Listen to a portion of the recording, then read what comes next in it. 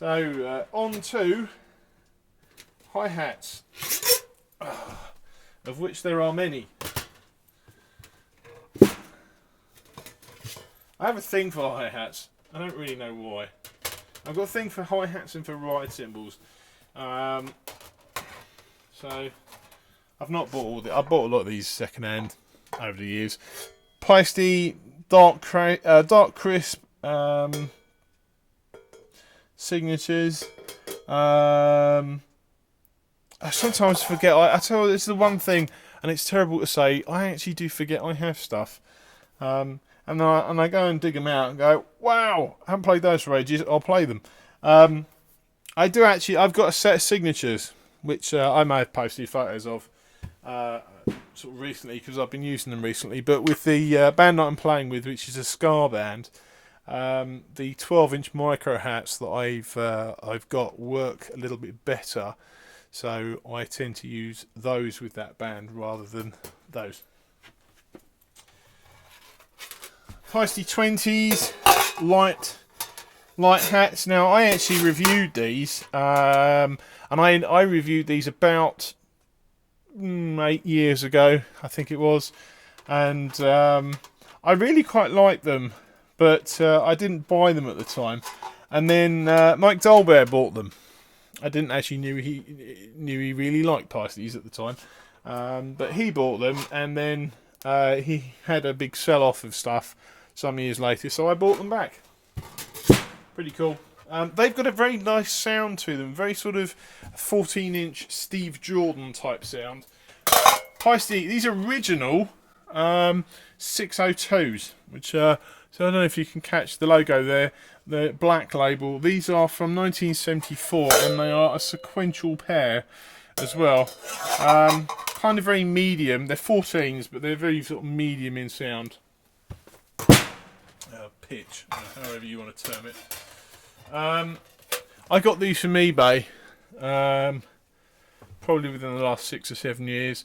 When I put together a little set of the sound reflections, which I do sort of on the odd occasion, I use these. They're very crunchy. The sound edge, but these are very crunchy. That's the best word I can think of to describe them. These are something I'm going to have to get out and play with. Again, these are the first set of hi-hats I ever bought. Feisty 1000s. These are heavies. I will never get rid of these. I don't play them very often. I can't remember the last time I did play them, although I've got a feeling I have played them since I've had this studio, very, very briefly. As I said, I don't use them very often, but I will never get rid of them. Too much sentimental value. Something else I got from Shamrock Drums. I actually got a whole set, albeit individually. I got a whole set of Feisty Traditionals, all of the original series. So these are the hi-hats. So you got them, well, medium light hi-hats. So basically you got a fairly sort of normal, whatever you determine normal, top hat, and then you've got the really heavy,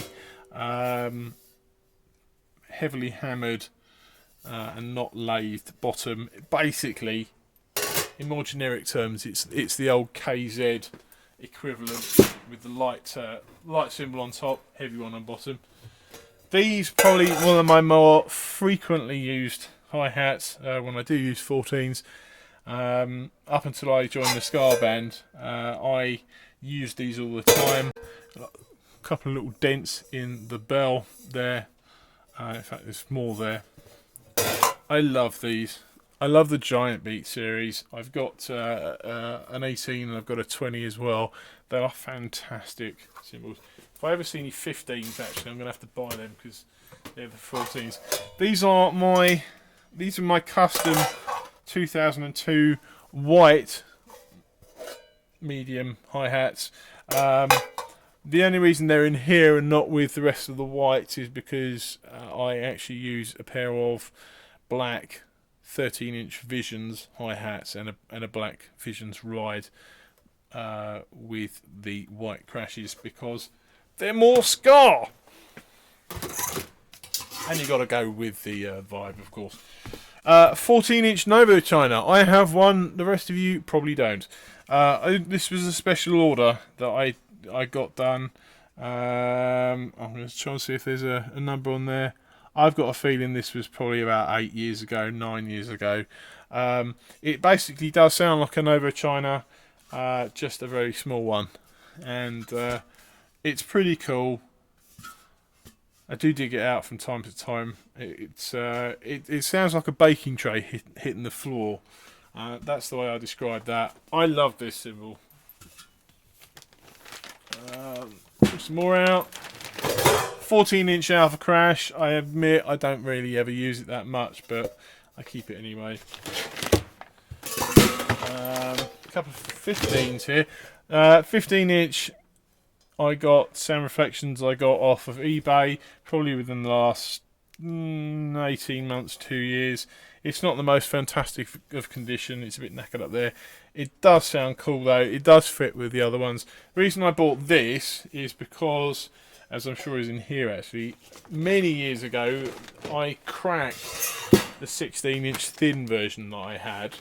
And then I bought another one to try and replace that, but it was a power crash, I think, or maybe just a crash, and then I bought that one as well to try and. So I've got about 3 of the same, more or less the same thing. This is in probably mint to excellent condition.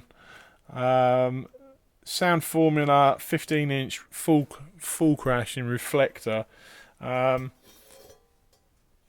from, well, I say actually the mint, I forgot about that. That's basically caused, I don't know if you can actually see that, there's basically a scuff mark in there. It came to me with that, and that is the result, and this is something you can all learn from if you haven't figured this out already. Yeah, is because of these. I seem to have found it on pearl cymbal stands for some reason. These bloody awful cup things, the metal sort of cup washer thing that goes. I think that the felts tend to sit in it, so that's the cup thing, and then the washers sit in it like that, and that's what causes it. Because most people, for some reason, and not me, because I don't really have any pearl cymbal stands, but basically, for some reason, they get put on there, and then as you hit them, they basically carve away at the bottom of the cymbal. It's not cool. I don't know why Pearl do it. They should be shot. Right, more. I've got loads of flat rides. I don't know why I've got loads of flat rides. This is another one I'd actually forgotten until just now that I had. This is a 2002 16-inch flat ride. Again, sounds pretty naff as a flat ride. I'll get the stick again.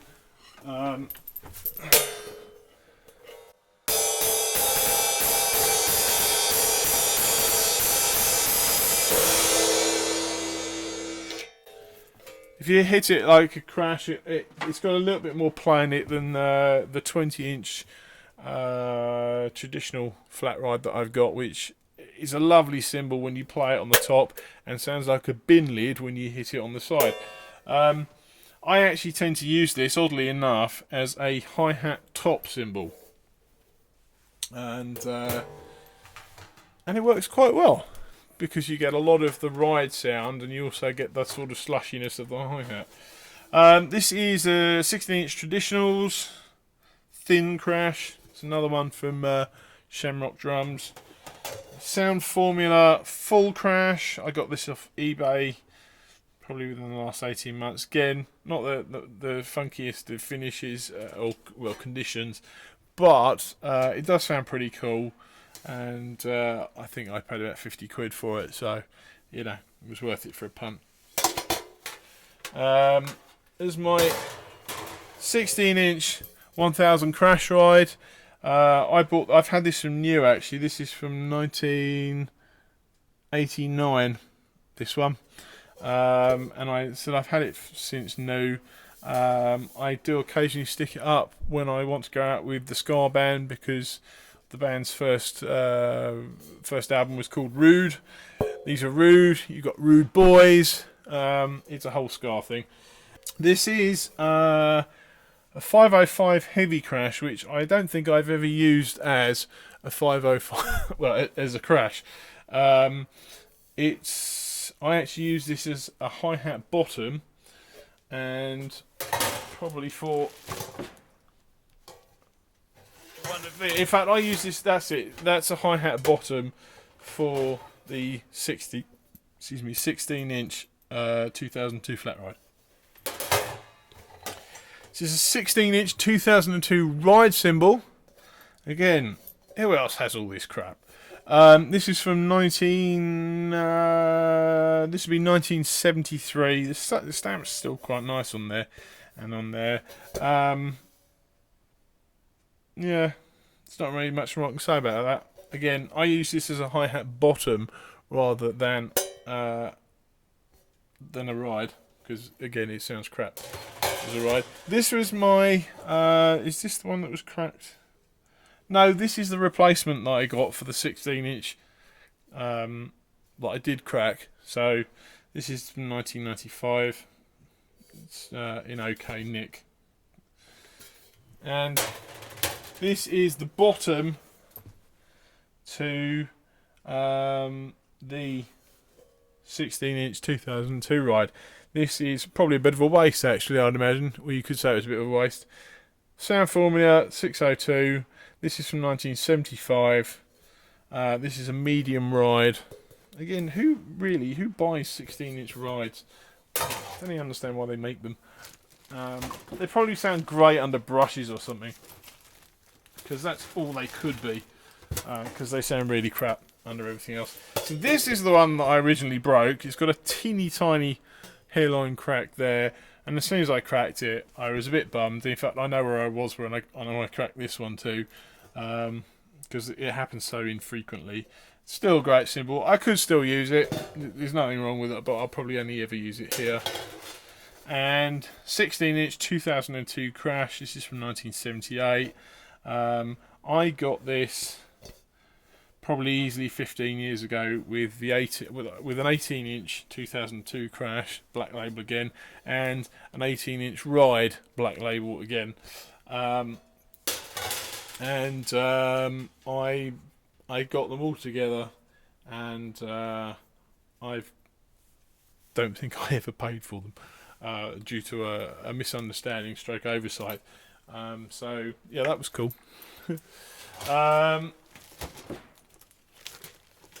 Some other stuff here. This is a 17-inch prototype Crash. It just says 17-inch Crash on it. It's in pretty good nick, other than the fact it's still got the barcode on it. This actually came from. I went and I got this off eBay. I drove over to Newbury, which I live in London, so Newbury's about 50 miles each way. If you look at a map and you're not from England, find where Wales is. It's about halfway. And I drove all the way over there. The fella had basically brought it back from Guitar Centre, where they sell a lot of that sort of stuff off. He also had, I think it was an 18, which he wanted way too much money for. So I turned him down. But the funny thing about that is despite it being a 17, it's actually higher pitched than some of the 16s I've got. This I bought fairly within the last few years. It's a 17-inch 602 Ride. I don't mind saying that it sounds well. I actually bought it as originally to be a sort of a heavy crash, which is, you can probably hear from that, it's not destined to be.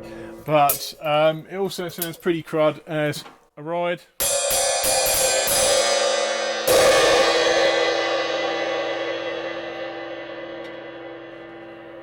But I suppose if you're into a sort of Charlie Benanti from Anthrax, he uses a 16-inch ride over on his left for accent stuff. I guess it could be cool for that. Yeah, that's about all I'm going to say on that.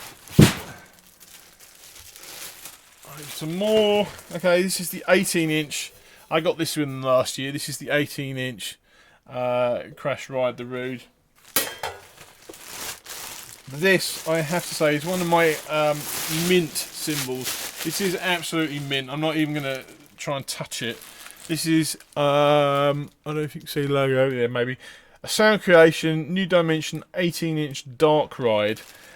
This sort of thing does occasionally come up on eBay. It's a little bit dirty around the, I think that's dirt anyway, around the bottom of the bell.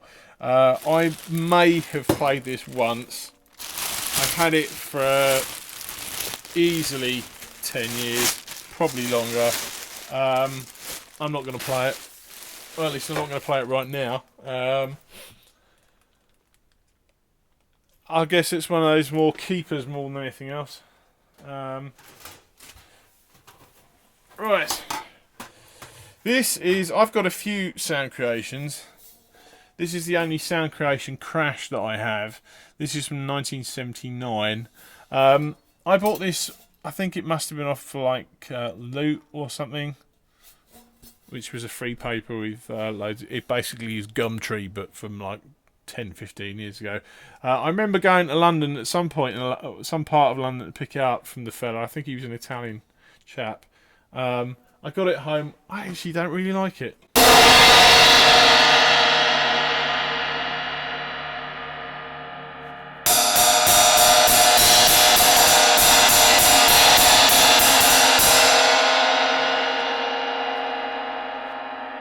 To me, that's got more promise as a ride cymbal than it has as a Crash.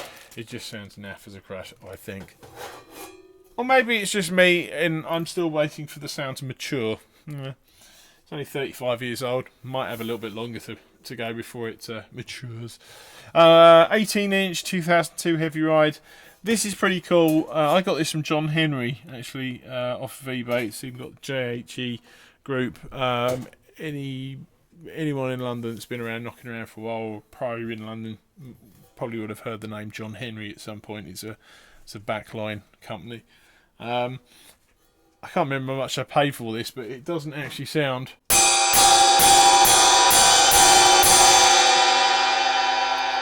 This thing cuts through. It doesn't really sound like an 18-inch ride. It sounds like a bigger one. It's great. It's my 18-inch Giant Beat. That's pretty cool. It's like a 2002. This is my 18-inch thin traditional, quite thin as well in terms of profile, but there you go. But I use this on rock gigs all the time. It's great. Very loud.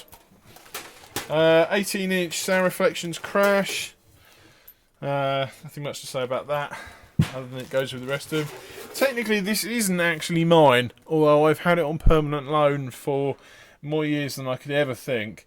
It's a Formula 602 flat ride thin sound set 4. So if you the sound formulas originally came in, you could get them as a sort of small collection, which was the 7 sound set. This would be number 4 of that set. You had another ride, a Crash or 2, set of hi-hats. This one's actually got a small crack in it. I didn't do the crack. It's not a bad cymbal.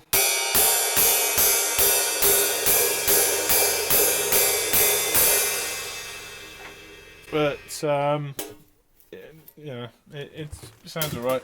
This is probably a 2002 flat ride from 1978.